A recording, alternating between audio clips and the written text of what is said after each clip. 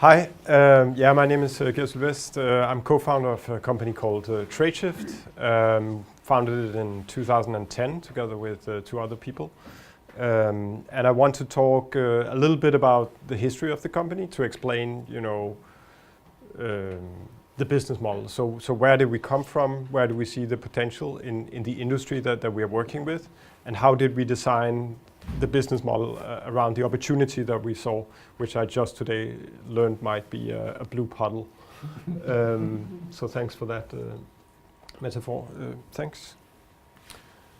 So not all of you may know who we are, but we are basically a business-to-business network. And what we are working from a vision that says it should be possible to connect companies everywhere in the world of any kind of size, in any geography, into a single network that allows people to collaborate digitally, exchange transactions digitally, instead of just exchanging the billions pieces of paper that we do today, or live in our business silos as most companies do today. Very quickly, we are present roughly in 200 countries, not offices, but in terms of companies. We have offices in 9 countries. We have 2 joint ventures created in China over the last 12 months or so. And 350 employees with roughly 42 nationalities on last count. And our focus is today on the sales side is really on the Fortune 5,000 customers, of which we have somewhere between 50 and 80 today in the network. But I think our journey really starts here. It's an invoice. It's one of the oldest written records in human history. Babylonian stone tablets that basically records what someone owes to someone else. So, the processes between 2 businesses is a very stable thing. And where Tradeshift really started is, before founding Tradeshift, myself and the other founders worked with electronic invoicing for the public sector. So we helped create the NEM handle network, which is known in Denmark, but also a European network called Peppol. And I think what we learned at that time was that everyone doing electronic invoicing, they were using a transaction-based model. So they were going to large buyers. The large buyers would force all their suppliers to transact electronically with that buyer. And then they would make the suppliers pay for it. So if you're a large buyer, you have 100,000 suppliers in your network, they are basically paying a digitization fee to work with you. And we thought it was kind of like crazy. Why do I have to pay to send stuff over the internet? So we made a radically different model that was basically peer-to-peer based. It was all based on open source, open standards. And it had a whole other dynamics than the digital business-to-business network that existed in the world today. So our philosophy was in 2010 was like, okay, so the price of software is going towards 0 everywhere in the world. We know it from our private lives. Nobody, very rarely you pay for an app or a piece of software. And this is also starting to become true in the business-to-business world. But that had not been true like very much before 2010. You could also see it in the existing transaction networks like EDI networks or logistics networks that the cost of transactions was just going towards 0. So basically where, software companies are making money today, that is in distribution. That, the big players, they are all networks. They don't know anything. They make contact points between those who need something and those who can offer something. So they grow very large network and they're very good at making people or value meet. So you're not making money off transactions, you are distributing value in some sort of network. And that was kind of the vision we had for the company that we wanted to start. So if you look at the current business-to-business model, the most successful paradigm for connecting companies is what is called EDI networks. They have been around for 30 years. And they only address a very, very tiny proportion of digital transactions between companies. And it's really only driven by 0.5 or less % of the largest companies in the world. So it's not at all inclusive. It's not available for companies. So we thought, making money on transactions and this model, it's not so strange that it doesn't take off. If you look at social networks, they're characterized by very low barriers for participation. You share information very freely. And it's exactly the opposite with the business graphs. So how business connect, they put up very high barriers. They take all that data, they lock it into ERP system and store it in some basement. They want full control, and they rarely exchange messages with outside businesses. And it's very, very hard to connect with them. You need a lot of technical skill, compliance skill, all kinds of skills, access to very, very expensive software. And that really brings me to the idea behind the Tradeshift model. So how in a business-to-business world could you actually move towards a growth model where you say you don't make money on the transaction, exchanging an invoice or an order or a digital catalog, but you make money on providing value, distributing value in the network. And that's kind of what we built our network model after that. So to understand our services is we don't build an invoicing application or a purchasing application. We basically started out day one in 2010 building a platform for connecting companies and exchanging any kind of transaction. So there's a platform foundation where you have everything exposed as an API, and that allows you to build apps on top of it. And basically since 2010, we've used that model ourselves. We build apps on top of the platform. So in a way, we are down in this part, which is about ecosystem and apps and content. Now, nobody wants to put anything in an app store if there's no audience to it. So it's really essential to have a large network of companies that you can sell your apps to, your software. But in order to get there, you need some customers in there. They need to be very successful. So that you can drive the growth of the network. And if you miss out on any of those parts, you're going to fail in that kind of model. And maybe to talk a little bit about the journey of Tradeshift. I think where we started in 2010 was we were very lucky, I would say to some extent in the beginning, to get good press coverage on what we wanted to do. So I think we put a big bold vision up in front of us, which was around democratizing business. It was not about creating an invoice service, but about democratizing business and allowing companies that did not have access to digital supply chains, to cross borders, to access to finance, to actually participate in those kind of digital supply chains. And we got some press coverage out of that very early on because I think we were very bold and put out a bold vision around that, even though we didn't have shit to show for it.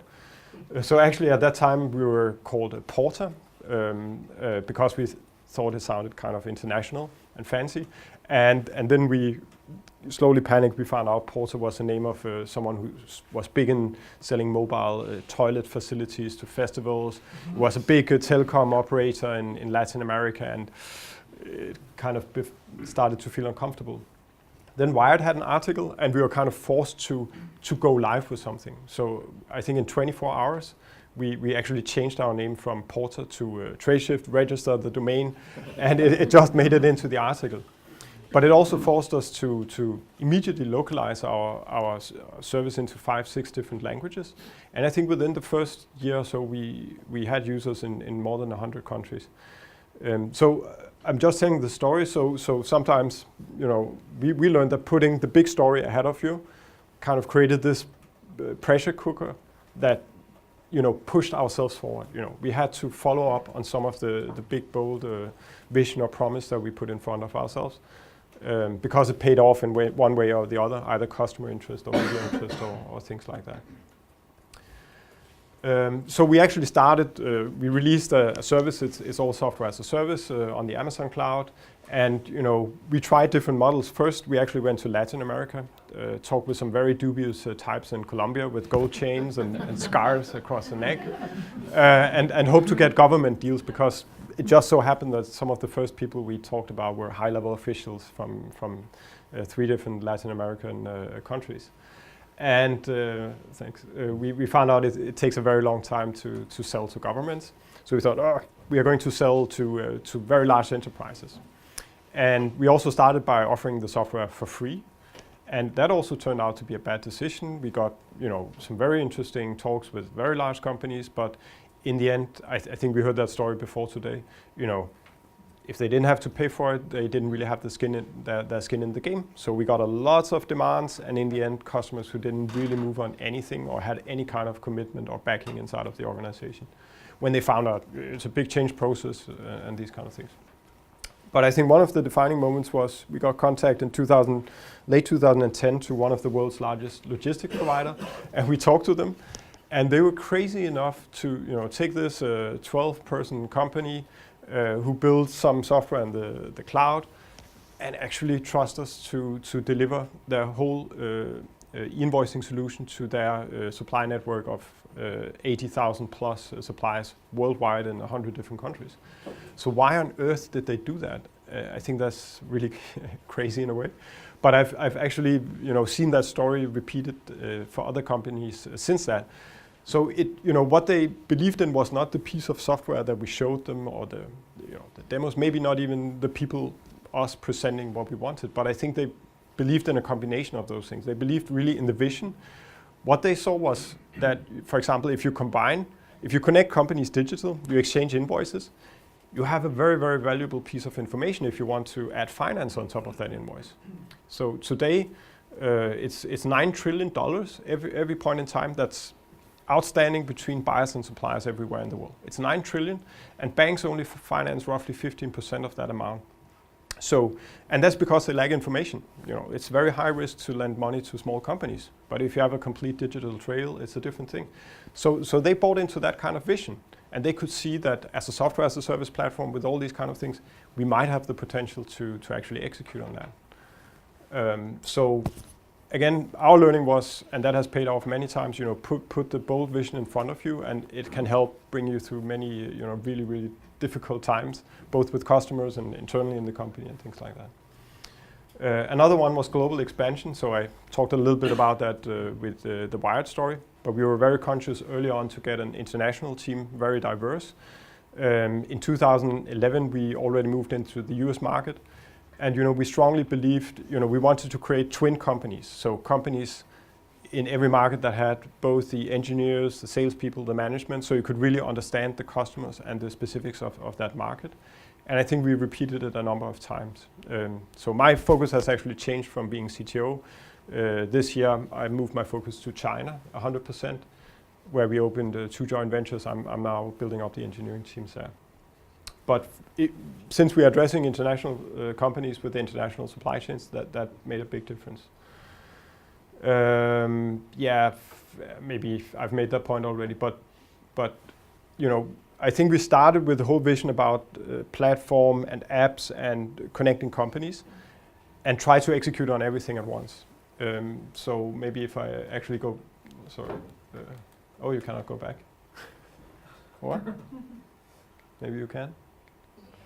If I go back to the flywheel model there, we started executing on everything at once, and we quickly learned that it just led to nothing. So I think we've been through a period where we really doubled down on the customers and revenue. So every person we hired in sale is really skilled in addressing Fortune 5,000 companies. It's a very specific kind of sale you're doing. It takes a long time. It's really expensive.